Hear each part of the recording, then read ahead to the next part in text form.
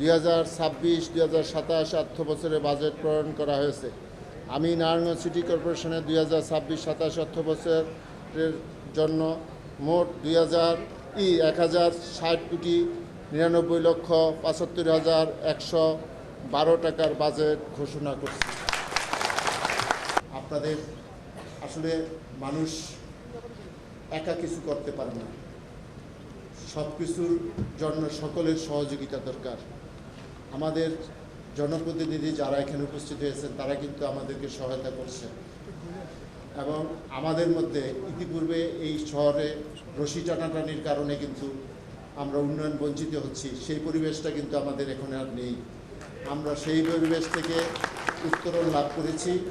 সেই যে উত্তরণ লাভ করে যেই পরিবেশে আমরা বর্তমানে রয়েছি, আমি আমার পক্ষ থেকে এবং সকল জনপ্রতিনিধিদের পক্ষ থেকে, প্রশাসকদের পক্ষ থেকে আমাদের সর্বোচ্চ চেষ্টা থাকবে আমাদের মধ্যে ঐক্য প্রতিষ্ঠা ধরে রাখা এবং জনগণের জন্য কাজ করা, এই নারায়ণগঞ্জের জন্য কাজ করা। এই নারায়ণগঞ্জ আমাদের সকলের, আমরা এই নারায়ণগঞ্জকে বদলিয়ে দিব। আমরা এই নারায়ণগঞ্জের মানুষের ভাগ্যে উন্নয়ন ঘটাবো। আমরা এই নারায়ণগঞ্জকে একটি সুখী সমৃদ্ধশালী, ব্যবসা সমৃদ্ধ, শিক্ষা সংস্কৃতি সমৃদ্ধ একটি নারায়ণগঞ্জ হিসাবে গড়ে তুলব, এই প্রত্যাশা ব্যক্ত করে সকল